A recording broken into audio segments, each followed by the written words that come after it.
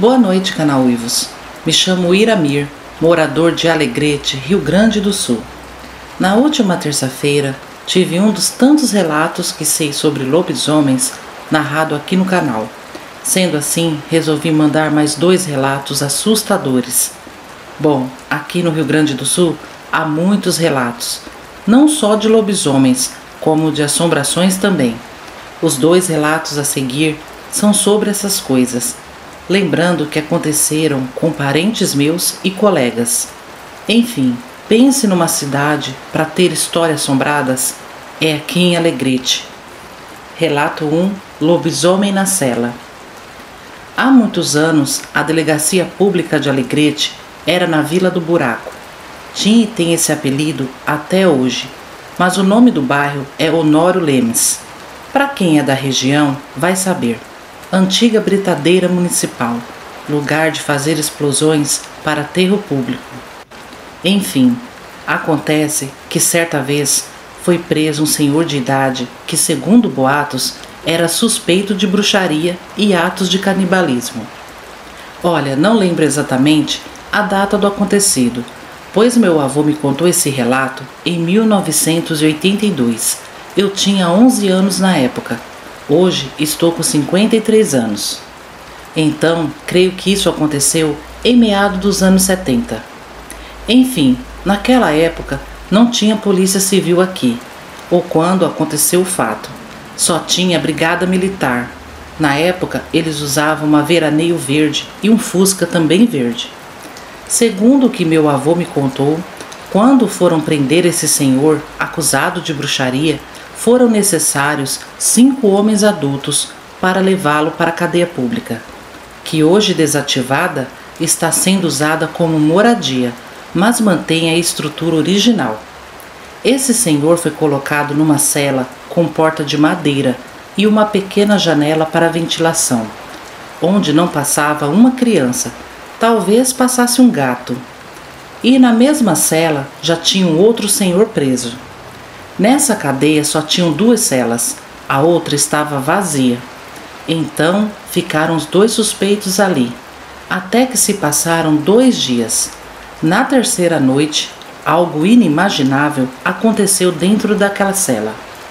O senhor suspeito de bruxaria começou a passar muito mal, a suar como se estivesse com muito calor. O companheiro de cela, assustado com a cena, começou a chamar os praças, nome que se dava aos militares antigamente. Mas os praças não fizeram caso de dar assistência para o preso, pois ele já havia dado muito trabalho na captura, demonstrando uma força brutal. Então o deixaram sofrendo. Mas a situação só piorava. Chegando alta madrugada, esse senhor começou a rasgar suas roupas e gritar de maneira sobrenatural, deixando o companheiro de cela tremendo de medo, ao ponto de começar a esmurrar a porta da cela gritando por ajuda. O senhor começou a andar em círculos, primeiramente em pé, depois de 4 igual um cachorro, e emitia sons tenebrosos. Ao final dessas voltas, ele não era mais aquela pessoa de idade, mas outra coisa ou criatura, que segundo o companheiro de cela, não dava para identificar. Era uma mistura de ser humano, cachorro e macaco. Com uma só pancada, aquela criatura terrível arrebentou a pequena janela e pulou para fora, numa facilidade absurda. Esse companheiro de cela ficou agachado num canto, completamente em estado de choque. Quando os praças resolveram ir averiguar os barulhos, já era tarde demais. Aquilo já tinha ido embora. O companheiro de cela, anos depois, foi funcionário do meu avô, e foi ele quem contou ao meu avô esse ocorrido, e agradeci a Deus por não ter sido devorado pelaquela criatura que com certeza era um lobisomem. Relato 2: A besta que se arrastava. Logo que Uruguaiana se emancipou de Alegrete e deixou de ser um pequeno povoado, lá não existia redes de esgoto, assim como até hoje não tem em muitas cidades do Brasil.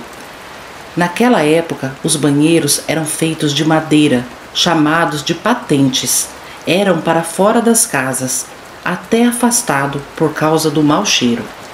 Ali morava uma família de 4 pessoas, mãe, pai e 2 filhas pequenas. O pai trabalhava de caixeiro viajante. Em uma dessas viagens a trabalho, acabou retornando cedo para casa. Ao anoitecer, junto de sua família, matou a saudade. Jantaram juntos e foram dormir. Não se sabe ao certo que horas eram. Esse homem começou a se sentir mal. Saiu de casa e foi na patente. Como estava demorando para voltar, sua esposa ficou preocupada, mas não saiu de casa por medo do escuro que estava lá fora. Mas um tempo depois, uma de suas filhas acordou, dizendo que precisava ir na patente também. A mãe ficou na porta, observando a filha ir. A menina foi, e na volta viu um vulto se aproximando dela. Aquilo era totalmente escuro e estava rastejando em sua direção. A menina de nome Vitória se assustou e saiu correndo em direção à casa. Quando estava perto da porta, que ficava a uns 20 metros da patente, esse vulto, que na verdade era um lobisomem que vinha se rastejando, conseguiu arrancar um pedaço do seu vestido antes que a mãe conseguisse trancar a porta. Depois disso, aquilo sumiu sem fazer barulho algum. As horas foram passando e nada do pai aparecer. A mãe achou que ele, passando mal, devia ter ido procurar uma benzedeira que morava próximo de lá. Pois bem, amanheceu o dia, o sol estava alto quando o pai retornou com as roupas bem sujas, alegando não saber ou lembrar onde estava. A mãe já ficou de orelha em pé. Como assim não sabia onde havia passado a noite? Então sentaram-se à mesa para tomar o café da manhã, e a mãe lhe contou do ocorrido na madrugada e disse que ele teria que fazer um cercado alto e bem resistente em volta da casa. Ele ouvia tudo calado e desconfiado. Em certo momento, sua esposa se aproximou, foi-lhe entregar uma fatia de pão caseiro. No que ele estendeu a mão para pegá-lo, ela notou embaixo das unhas fiapos de tecidos iguais ao vestido de Vitória, a filha do casal. Ágata, resumindo, houve separação do casal. Essa história aconteceu no bairro União das Vilas, em Uruguaiana, com um parente do meu colega de trabalho, no ano de 1987. Tempos depois, a mulher e as filhas foram embora. Esses foram meus 2 relatos aqui de Alegrete. Mandarei os outros muito em breve. Um abraço a todos. Relato Olho de Fogo no Banheiro, continuação. Olá, Ágata e ouvintes do canal Uivos. Como combinado, aqui estou para dar continuidade no relato postado na última terça-feira, no qual eu, Marçã, havia me envolvido na vida espiritual do meu tio Vardo, que há anos esteve preso no alcoolismo, dominado por uma legião de demônios. Nesta ocasião, eu pude testemunhar a conexão completa que existe entre as entidades do reino das trevas, através de manifestação de diversos tipos e classes de espíritos, até mesmo do tal lobisomem, e como eles atuam conjuntamente no objetivo de matar, roubar e destruir. Assim como disse Jesus ao explicar que estas entidades são plenamente unidas em um só propósito, e segundo ele, disso vem todo o domínio do mal sobre o mundo, mantendo as pessoas em diversos tipos de prisões espirituais, tais como embriaguez, quer seja por álcool ou drogas, prostituições, na criminalidade e tantas outras coisas semelhantes, em busca de sangue e em busca de tragar vidas, das quais se alimentam. Vivendo naquela situação, enfrentando o caos que descrevi no primeiro relato, eu fui obrigado a conhecer profundamente sobre todas essas coisas. Era uma questão de vida ou morte, de loucura ou sanidade mental. As perturbações eram contínuas, e com elas vieram a miséria, portas fechadas por todos os lados que íamos e a humilhação, com problemas que não acabavam mais, afetando a todos dentro de casa, e até aqueles que se aproximavam. Felizmente, nunca tive propensão para o álcool e nem drogas. Fui criado com muito pudor, respeitando os valores de família e não era um jovem dado à prostituição, como também aprendi desde cedo ganhar meu pão com honestidade. Mas os demônios acharam uma brecha em minha vida, a carência afetiva, e trataram de colocar uma pessoa no meu caminho que era muito perturbada, com graves problemas espirituais. Imaturo, fui me deixando envolver, até que os problemas dela se tornaram meus também, e vice-versa. Assim, fomos viver como marido e mulher, eu com pouco mais de 17 anos e ela também, com aproximadamente a mesma idade. Antes de continuar, confesso que ponderei muito para fazer o relato a partir deste ponto, por envolver questões religiosas, nas quais sou obrigado a tocar, por ter feito parte de todo este enredo. Contudo, quero expressar meu profundo respeito a todas e dizer que respeito o direito e liberdade que as pessoas têm no quesito de professar sua crença, seja nesta ou naquela religião. Aqui trata-se da minha experiência, sem ônus algum a quem quer que seja. Inclusive, as pessoas que aqui são citadas, que dentro do seu jeito de compreender as questões espirituais, foram solícitas e prestativas e fizeram o melhor que puderam por mim, aos quais eu sempre serei grato. Que Deus se lembre do bem que eles me fizeram e fique para a memória delas, que hoje, grande parte, já nem se encontra mais em nosso plano. Foi nesta situação que, orientado por minha mãe, fui buscar a ajuda do seu irmão, o tio Pedro, em Londrina, no fim do ano de 1987, e ele me conduziu ao centro onde frequentava com sua família, sendo ele um médium experiente já há muitos anos.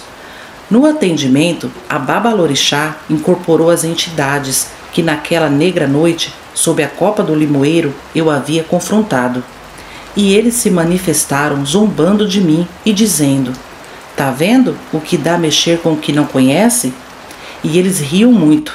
Isso me irritou profundamente, ao que respondi: "Vocês são muito valentes, escondidos no corpo das pessoas. Na verdade, são covardes." E antes que eu completasse, meu tio, vendo minha reação, interrompeu e perguntou o que deveria ser feito para aquilo terminar. Então pediram oferendas no cemitério, o que ele mesmo se encarregou de fazer. Ágata, você não tem ideia do quanto fiquei revoltado, naquela situação precária e ainda ter que pagar para os demônios não acabar de me destruir. Afinal, que autoridade e poder estes espíritos têm? Me indaguei. Dentro do conceito e princípio de justiça, isso é inconcebível. Penalizar a vítima e não o ofensor. Mas mal sabia eu o que ainda iria experimentar. Quando terminamos a sessão com eles, manifestou na mesma pessoa o guia-cabeça daquele terreiro, que se apresentou dizendo se chamar Tupinambá. Me elogiou muito e disse que eu era portador de uma mediunidade diversificada e que ali com eles ia receber o poder que eu precisava para lutar contra os poderes das trevas. Então coloquei a minha condição dizendo: eu não negocio com demônios.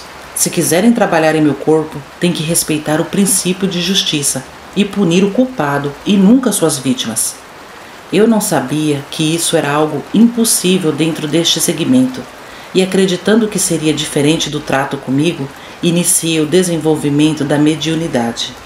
Aqui eu tenho que destacar: eu só aceitei porque acreditei que se tratava de entidades do reino de luz, da parte de Deus, para fazerem caridade, como dizem.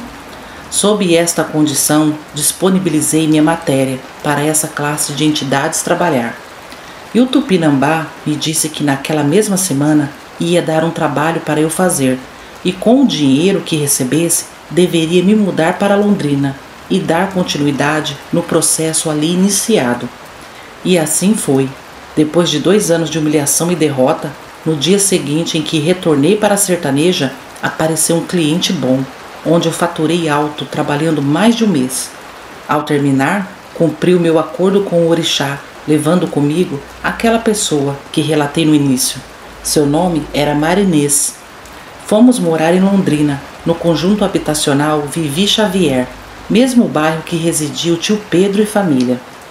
E lá estava eu, na Gira, com o terreiro cheio, quando olho e vejo a Marinês caída, se arrastando como uma cobra pelo chão, e me informaram que era o guia dela. Não muitos dias depois, ela começou a ter crises epiléticas, e sempre que isso ia ocorrer, eu via vozes dizendo: "Chegamos!" E vi entrar na cabeça dela pequenas línguas de fogo, e ela se retorcia e caía convulsionando e espumando a boca. Uma cena apavorante, angustiante e indescritível. Seus lábios e em torno dos olhos ficavam escuros, em tom roxo forte, a pele do rosto totalmente pálida, olhos parados e sem vida como um cadáver. Isso se tornou muito frequente e um transtorno em todos os sentidos, porque onde estava, a qualquer momento, podia sofrer uma crise e ali ficar.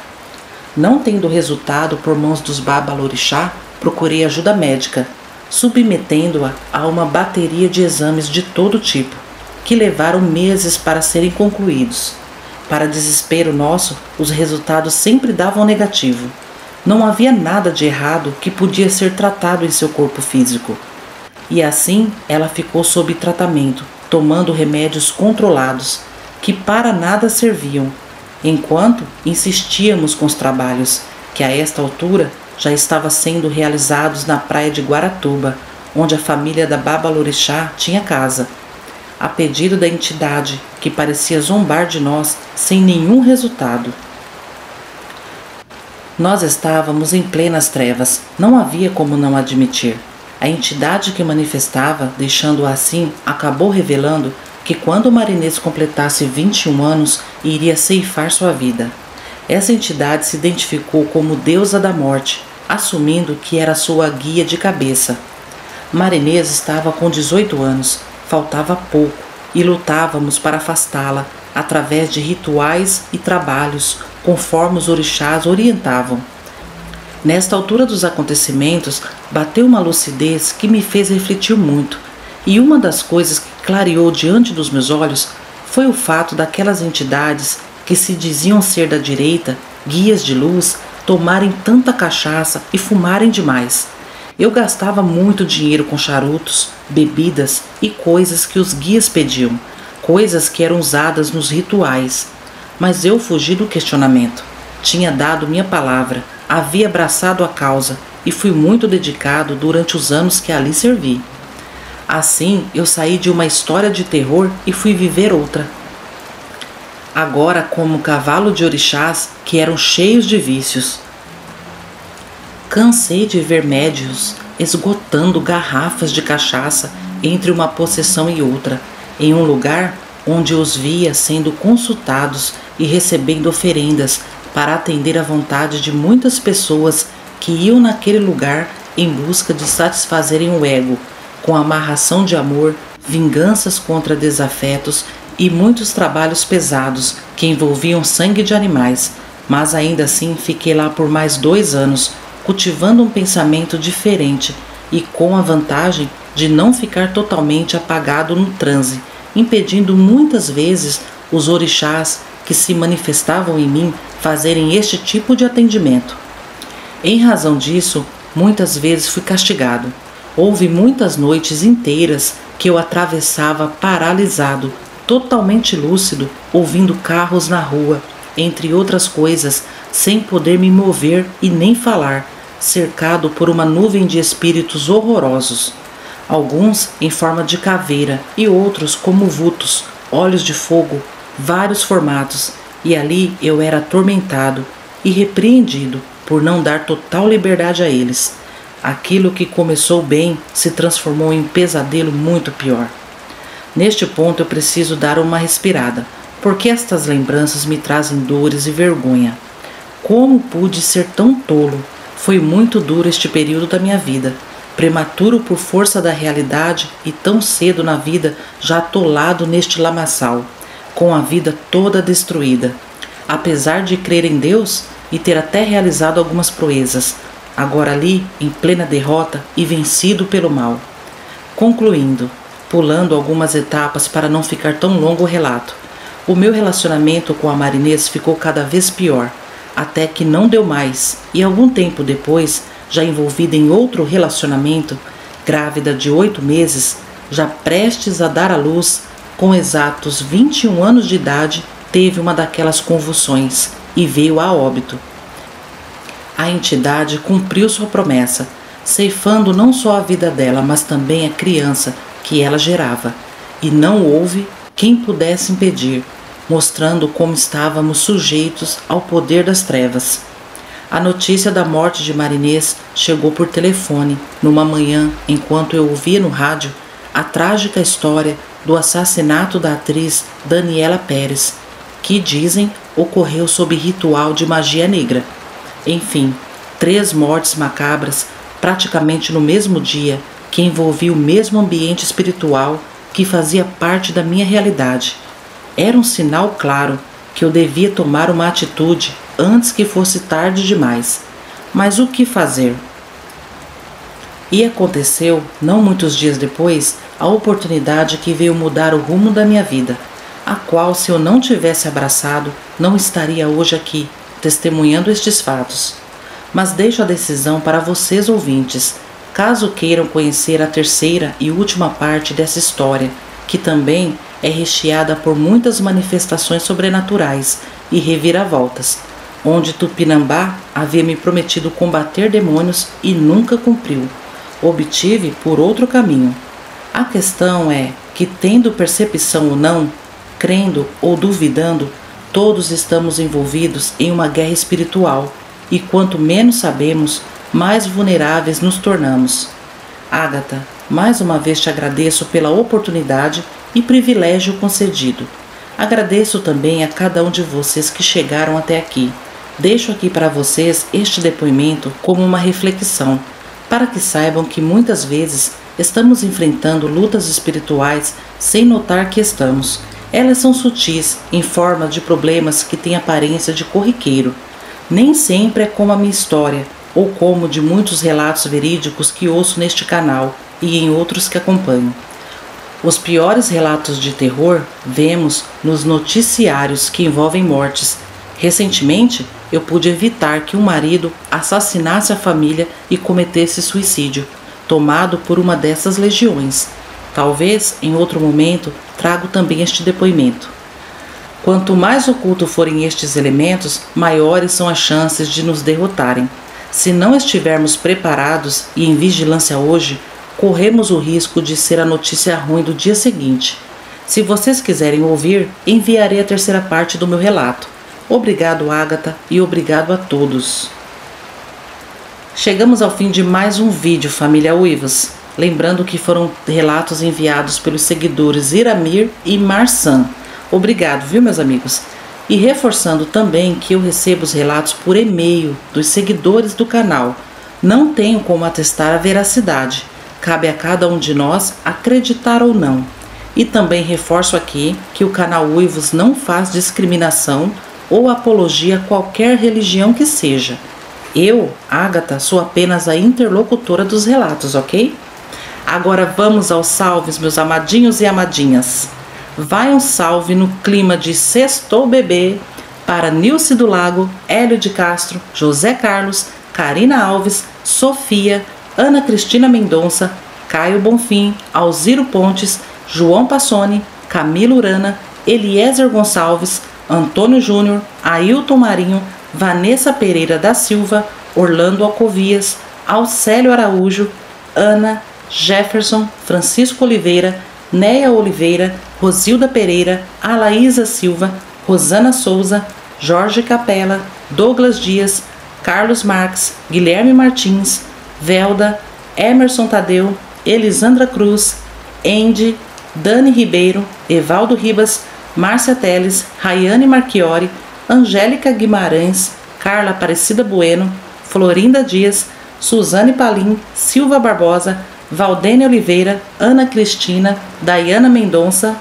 Simone Fagundes, Zuleide Fonseca, Luciano Luiz Sena, Maria Alves Menezes, Arlete de Freitas, Joana Santos Saraiva, Jonas Luiz, Ana Paula Oliveira, Luciene Caetani, Rosimeire Ramos, Ângelo Augusto da Silva, Bode Velho, Bárbara Dias, Giovânia Lima, Talita, Iraci Souto, Azevedo, Morane Costa, Eliane Nascimento, Helenice Lopes dos Santos, Marcelo Pires e Marcelo Stradman.